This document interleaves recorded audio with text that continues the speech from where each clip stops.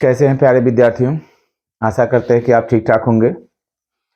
आइए आज हम लोग देखते हैं बोर्ड परीक्षा में आने वाले 5 अंक वाले प्रश्न कैसे हो सकते हैं, कौन कौन से हो सकते हैं, उनके बारे में आज हम लोग देखेंगे। 5 अंक के प्रश्नों को किस तरह से हल करेंगे हम लोग, उन पे आज डिस्कशन हम लोग करते हैं। देखिए क्या लिखा गया है इसमें। इसे 5 अंक वाले सब प्रश्न है। इसमें लिखा है, पहला प्रश्न इसमें क्या लिखा है, ए भुजा के वर्ग के चारों कोनों ABCD पर समान आवेश क्यों रखा गया है।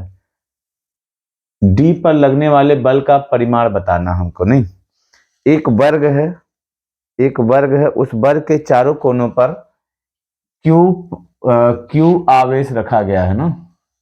तो पहले का हम लोग क्या करते हैं, सोल्यूशन देखते हैं। पहले क्वेश्चन का सोल्यूशन क्या हो जाएगा, ABCD क्या है, एक वर्ग है। इस तरह से एक वर्ग है, इसकी भुजा कितनी है, भुजा की लंबाई है A है सब। ये ABCD है, भुजा ABCD है। कहीं से चालू करो, ABCD इस तरह से है। अब यहां पे हम लोग देखते हैं, ये D भुजा है ना, सब पर Q आवेश रखा गया है। ये Q आवेश रखा गया। हम प्लस Q मान के चलते हैं, दिया नहीं है लेकिन प्लस Q मान के हम लोग चल रहे हैं ना। यहाँ पे भी क्या है, Q आवेश यहाँ पे भी रखा गया, प्लस Q आवेश। समान आवेश हैं। अगर हम लोग प्लस लेंगे सबको प्लस लेंगे, माइनस लेंगे सबको क्या करेंगे, माइनस हमको लेना होगा। अब यहाँ पे क्या करना, हमको बल का डायरेक्शन शो करना है। देखो इन दोनों के बीच में जो बल लगेगा, ये भी प्लस है ये भी प्लस है, इन दोनों के बीच में जो बल लगेगा वो कौन सा बल होगा, वो प्रतिकर्षण का बल होगा, ऊपर की दिशा में लगेगा। इस बल को हम लोग मान लेते हैं बल F1 मान लेते हैं। इसी तरह इसके कारण जो बल लगेगा, इसके कारण भी इसके ऊपर कौन सा बल लगेगा, प्रतिकर्षण का बल लगेगा। हम लोग इस बल को इस डायरेक्शन में मान लेते हैं, प्रतिकर्षण बल। यानी ये क्या करेगा, इस पर प्रतिकर्षण बल लगाएगा। इस बल को हम लोग क्या करते हैं, डी बिंदु यहां हम मान लेते हैं। देखो प्रतिकर्षण बल, इस बल को हम लोग मान लेते हैं F2 है, ये बल F2 है।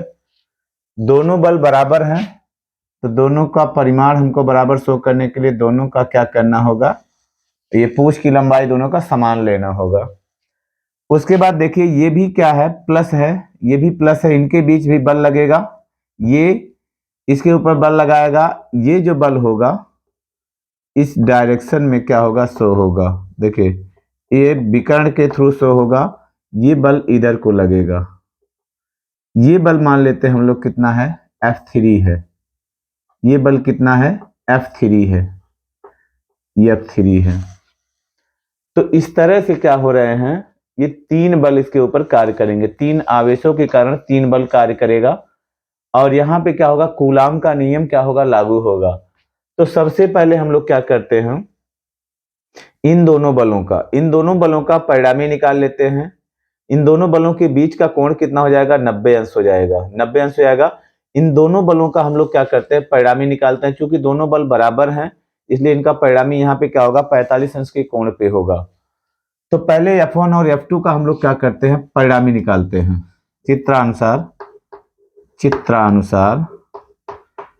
चित्रानुसार क्या हो जाएगा, चित्रानुसार हम लोग क्या करेंगे, क्यू के ए है, या इसे लिखो बल F1 बराबर कितना हो जाएगा, बल F1 बराबर कितना हो जाएगा, F1 बराबर हो जाएगा, कूलाम का नियम लगेगा 1.4 पाई एप्सिलॉन नॉट। हम लोग मान लेते हैं ये पूरा जो समायोजन है कहाँ रखा गया है, निर्वात अथवा वाय में रखा गया है। 1.4 pi epsilon not Q1 Q2 होता है, Q1 का मान Q, Q2 का मान Q, अपान कितना हो जाएगा, इनके बीच का डिस्टेंस हो जाएगा, कितना हो जाएगा, A² हो जाएगा। बराबर इसको हम लोग लिख सकते हैं 1/4 पाई एप्सिलॉन नॉट Q² अपान कितना हो जाएगा, A² हो जाएगा ना। ये F1 का मान आएगा।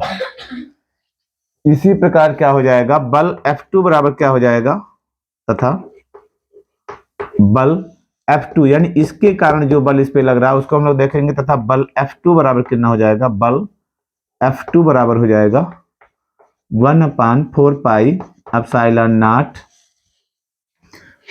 नॉट देखो इसके कारण इस पे बल निकालना है तो ये भी वही हो जाएगा, क्यू स्क्वायर अपान कितना हो जाएगा, ए स्क्वायर हो जाएगा। ये बल F2 होगा। इन दोनों का हम लोग क्या करते हैं, परिणामी निकाल लेते हैं। दोनों बल क्या है, बराबर है, इसलिए इनका परिणामी क्या हो जाएगा, 45 अंश के कोण पे जाएगा। इन दोनों बलों का परिणामी निकालते हैं, इन दोनों बलों का परिणामी, दोनों बलों का परिणामी हम लोग निकालते हैं।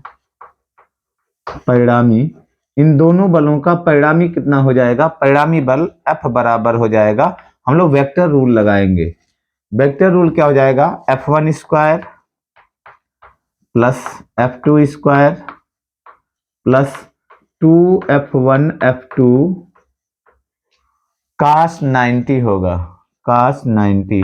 cos 90 का वैल्यू कितना होता है, 0 होता है। ये पूरा पोर्शन 0 हो जाएगा, इसलिए कितना हो जाएगा, देखिए, इसलिए F बराबर कितना हो जाएगा, F बराबर हो जाएगा, F बराबर अंडर रूट, F बराबर नहीं, इसको हम लोग F डैश बराबर मान लेते हैं ना। F डैश बराबर हो जाएगा, F डैश बराबर F1 का वैल्यू, F1 का वैल्यू रख दो 1/4 pi epsilon not, 1/4 pi epsilon not Q square upon हो जाएगा ए स्क्वायर का होल स्क्वायर हो जाएगा। F1 स्क्वायर प्लस कितना हो जाएगा, F2 स्क्वायर, F2 स्क्वायर का भी मान उतना है, ये हो जाएगा 1/4 पाई एप्सिलॉन नॉट, यहाँ पे क्यू स्क्वायर अपान हो जाएगा ए स्क्वायर का होल स्क्वायर, अब प्लस कितना हो जाएगा, 0। ये 0 टोटल है, cos 90 का वैल्यू 0 तो ये 0 हो जाएगा। ये दोनों चीजें समान है, जब दोनों चीजें समान है तो मान लीजिए k है, ये भी k है, k स्क्वायर ये है, k स्क्वायर ये है, 2k स्क्वायर हो जाएगा, अंडर रूट 2k की जगह पूरा हो जाएगा 1/4 pi epsilon not Q square upon हो जाएगा ए स्क्वायर का होल स्क्वायर। हम लोग क्या करेंगे, ये जो पूरी राशि है ये वर्ग है, इसलिए क्या हो गया, अंडर रूट से बाहर आ जाएगी, तो बचेगा कितना, 1/4 pi epsilon not Q square upon A square बाहर आ गया क्योंकि टोटल होल स्क्वायर था, और इंटू अंडर रूट 2 बच गया ना, अंडर रूट 2 हुआ, तो ये एफ डैश का मान आएगा, ये एफ डैश हो जाएगा। अब हम लोग क्या करेंगे, देखो ये इन दोनों का परिणामी कितना निकला, एफ डैश निकला, एफ डैश, इसी दिशा में एफ डैश हो जाएगा आपका ना, एफ डैश हो जाएगा। तो एफ डैश और F3 देखो क्या होंगे, समदिश होंगे, एक ही दिशा में होंगे। फिलहाल F3 हम लोग निकाल लेते हैं। बल F3 कितना हो जाएगा, इसके कारण बल इसके ऊपर लगेगा, तो बल F3 बराबर कितना होगा, बल F3 बराबर कितना हो जाएगा, 1/4 पाई एप्सिलॉन नॉट, ये हो जाएगा, दोनों बल यहाँ पे भी दोनों आवेश समान है, क्यू आवेश ये, क्यू आवेश ये, तो क्यू स्क्वायर अपान ये वाला डिस्टेंस हो जाएगा ए बी डी, ये हो जाएगा बी डी स्क्वायर। जो बी डी स्क्वायर होगा, बी डी स्क्वायर को ही आप निकाल लीजिए, देखिए इस त्रिभुज में क्या हो जाएगा, ये जो कर्ण होगा बी डी स्क्वायर बराबर कितना हो जाएगा, बी डी स्क्वायर बराबर ये वाला कर्ण बराबर हो जाएगा लंब का वर्ग धन आधार का वर्ग, तो ए स्क्वायर प्लस ए स्क्वायर बराबर हो जाएगा 2a स्क्वायर आ जाएगा ना, तो बी डी स्क्वायर का मान कितना आएगा, 2a स्क्वायर हो जाएगा, तो 1/4 पाई एप्सिलॉन नॉट, और ये हो जाएगा 2a sorry Q square upon हो जाएगा 2a स्क्वायर हो जाएगा ना, बी डी स्क्वायर का वैल्यू इतना आएगा आपको, 2a स्क्वायर जाएगा। अब देखो ये जो दोनों बल हैं एफ डैश और F3 क्या हैं, समदिश हैं, क्योंकि एफ डैश तथा F3 समदिश हैं, दोनों एक दिशा में हैं, समदिश हैं, जब समदिश हैं इसलिए परिणामी बल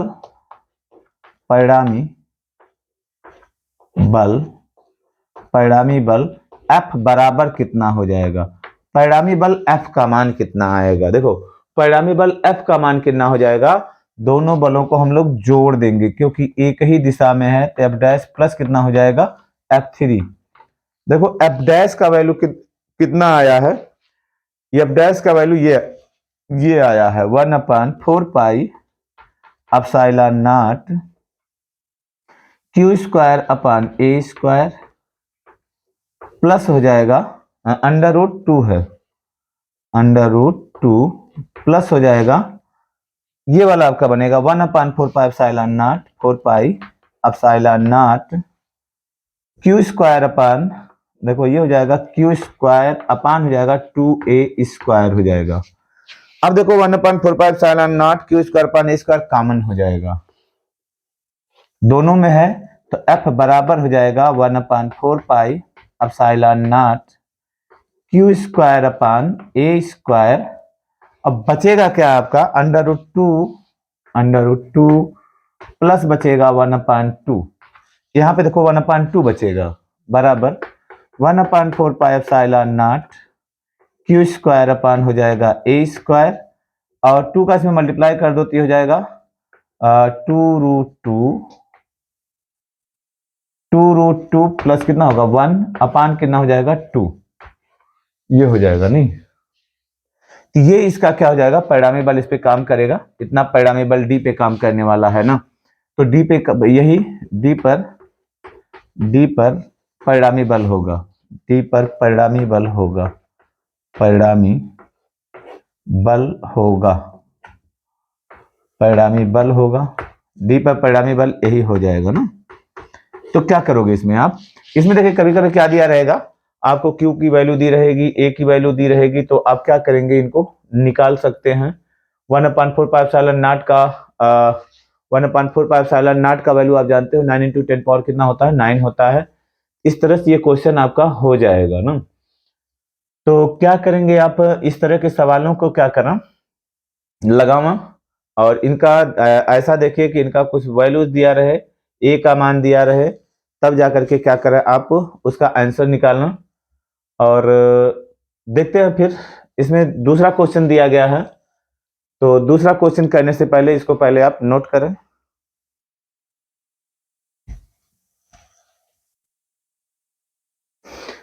आइए हम लोग क्या करते हैं, दूसरा सवाल देखते हैं। दूसरा सवाल क्या लिखा है, एक समान वैद्युत क्षेत्र में स्थित वैद्युत द्विध्रुव पर लगने वाले बलयुग्म के आघूर्ण के लिए व्यंजक प्राप्त कीजिए।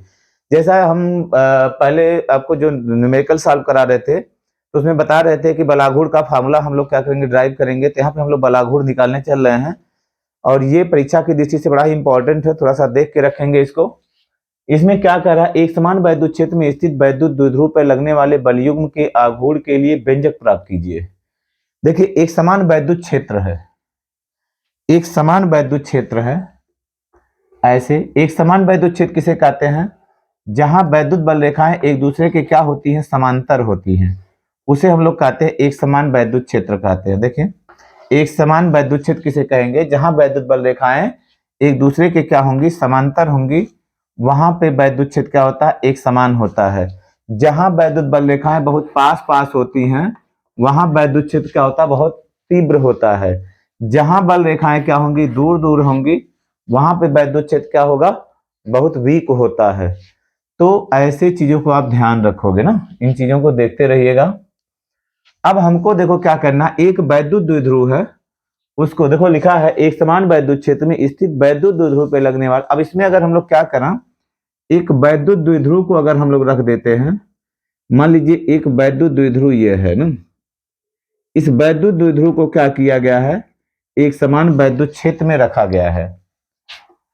जब इसको एक समान वैद्युत क्षेत्र में रखे हैं, तो द्विध्रुव पे जानते हो एक क्या होगा, पॉजिटिव, एक सिरा इसका पॉजिटिव होगा, दूसरा सिरा क्या होता है, निगेटिव होता है। तो मान लेते हैं ये प्लस क्यू चार्ज है, ये प्लस क्यू है, ये क्या है, माइनस क्यू है। इस तरह से ये हो जाएगा। एक चीज और होता है कि जो धन आवेश होता है वैद्युत क्षेत्र, देखो जब धन आवेश को हम लोग क्या करते हैं, वैद्युत क्षेत्र में रखते हैं, तो वो क्षेत्र की दिशा में क्या होता है, चलता है। अगर किसी धन आवेश को हम लोग रख दिया जाएगा वैद्युत क्षेत्र में, तो वो उसके ऊपर बल किधर लगेगा, क्षेत्र की दिशा में लगेगा। और अगर ऋण आवेश को रख दिया जाएगा, तो उसके ऊपर बल किधर लगेगा, वैद्युत क्षेत्र की विपरीत दिशा में लगता है। अगर कोई इलेक्ट्रॉन होगा, इलेक्ट्रॉन पे ऋण चार्ज होता है, तो जो ऋण चार्ज होता है, तो इलेक्ट्रॉन को अगर हम लोग क्षेत्र में रखेंगे तो वो किधर भागेगा, वैद्युत क्षेत्र की विपरीत दिशा में भागेगा। इस चीज को ध्यान रखेंगे आप। अब ये जो है आपका क्या नाम होता है, वैद्युत द्विध्रुव है। तो यहाँ देखो धन आवेश है, तो धन आवेश पे बल किधर लगेगा, इसके ऊपर बल किधर लगेगा, छेद की दिशा में लगेगा। ये जो सिरा होता है ये छेद की दिशा में क्या करता है, ऐसे इसके ऊपर एक बल लगने लगता है। ये बल लगेगा, बल कौन सा होगा, F होगा। F बराबर कितना होता है, F बराबर होता है QE। QE बल क्या हो जाएगा, इस सिरे पे लगेगा और उतना ही बल, इतना ही बल क्या हो जाएगा, इस सिरे पे लगेगा, लेकिन क्या होगा, छेद के क्या होगा, विपरीत दिशा में लगेगा। ये भी कितना बल होगा, उतने बल हो जाएगा।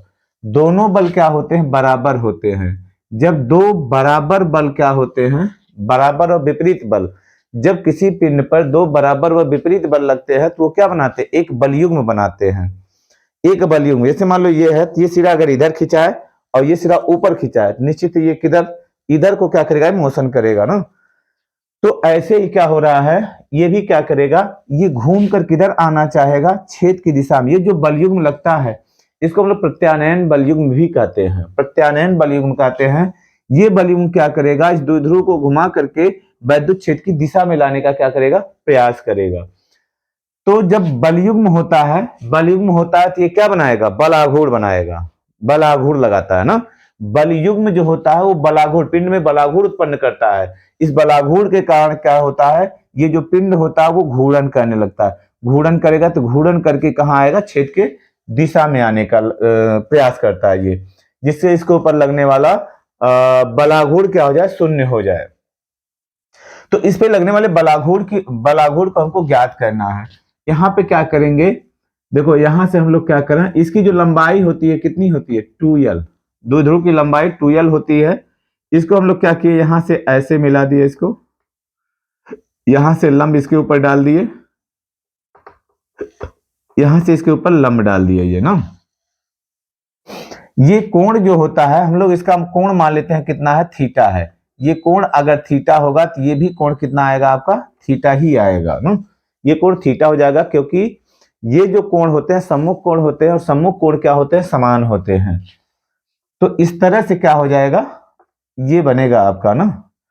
तो हम मान लेते हैं इसको A मान लें, इसको B मान लें, इसको क्या करेंगे, C मान लेते हैं।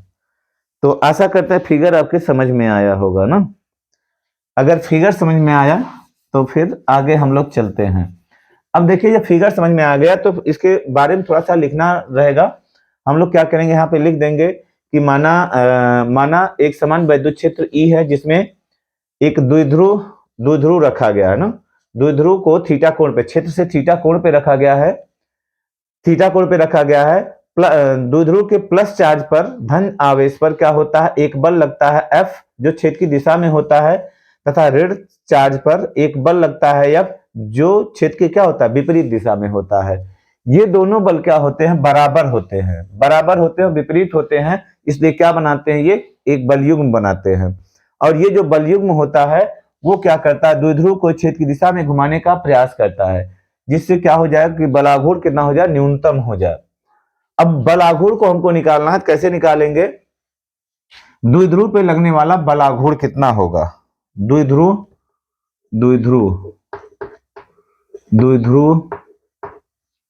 पर लगने वाले, थोड़ा सा आना माना इसके बारे में लिख देंगे।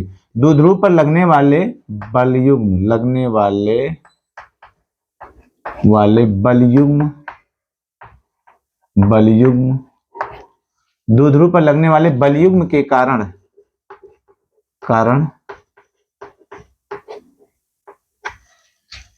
द्विध्रुव पर लगने वाले बलयुग्म के कारण बलाघूर्ण कितना होगा, वो चीज हमको यहाँ पे निकालना है।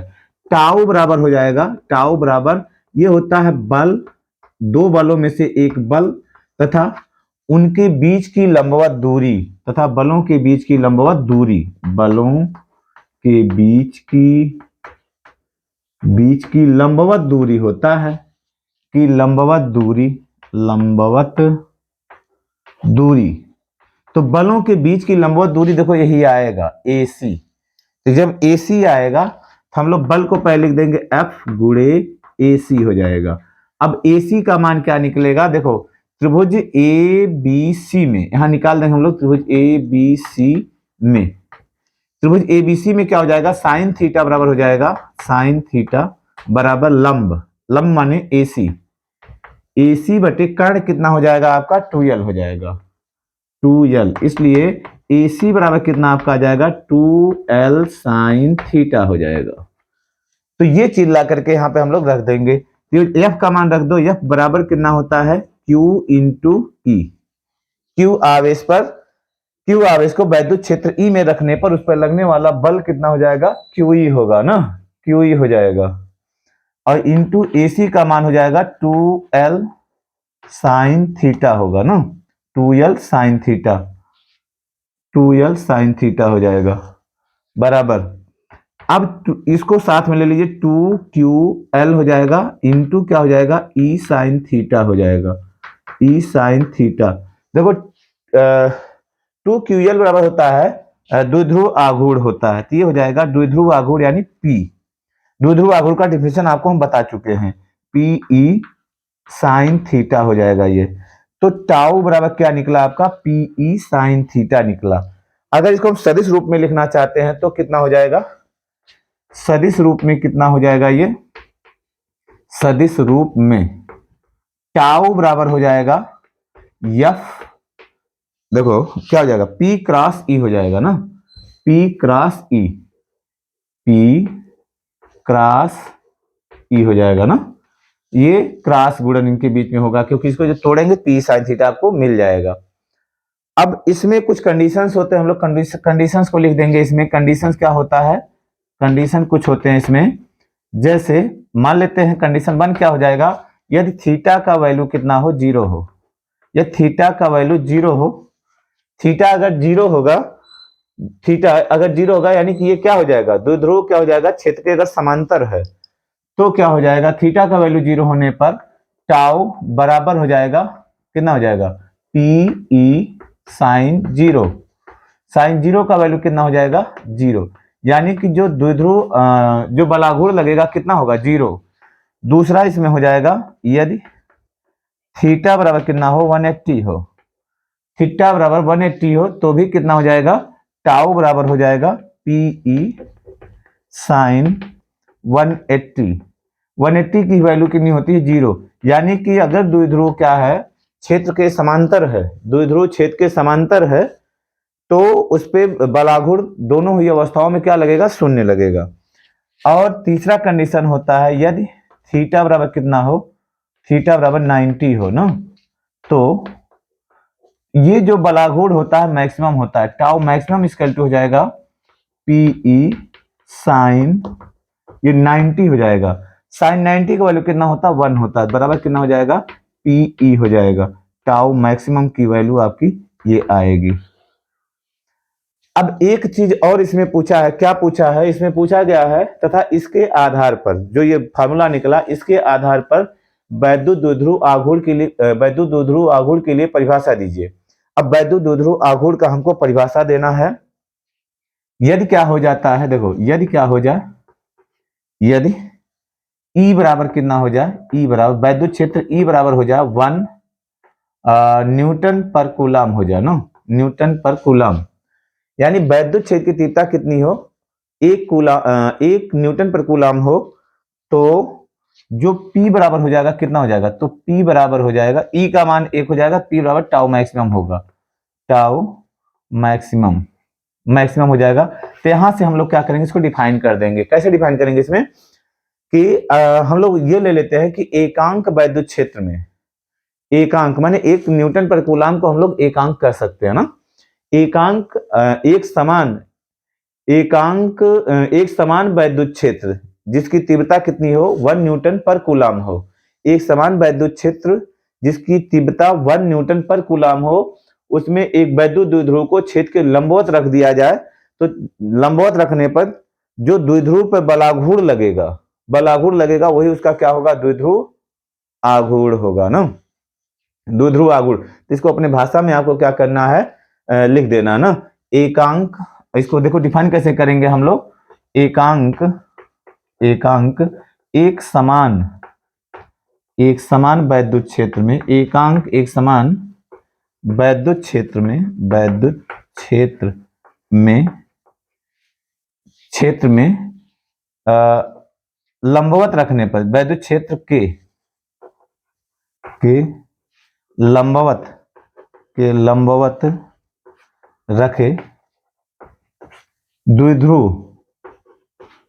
रखे द्विध्रुव पर लगने वाला अधिकतम बलाघूर्ण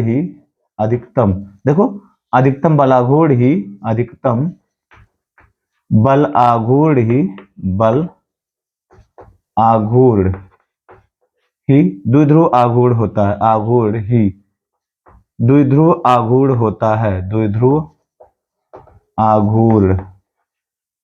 होता है। नहीं, या तो देखो इसको रटना नहीं रहता है, इसको अपने हिसाब से क्या करना है, इस डेफिनेशन को बना के लिखना रहता है।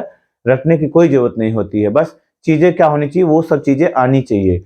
ये वैद्युत क्षेत्र की तीव्रता कितना हो, 1 न्यूटन पर कूलाम हो, तो उसमें क्षेत्र के लंबवत रखे द्विध्रुव पे लगने वाला जो बलाघूर्ण होगा वही उसका द्विध्रुव आघूर्ण हो जाएगा। इस तरह से क्या हो जाता है, ये आपका 5 नंबर के दो क्वेश्चन क्या होते हैं, कंप्लीट होते हैं। इनको आप रिवाइज मारेंगे।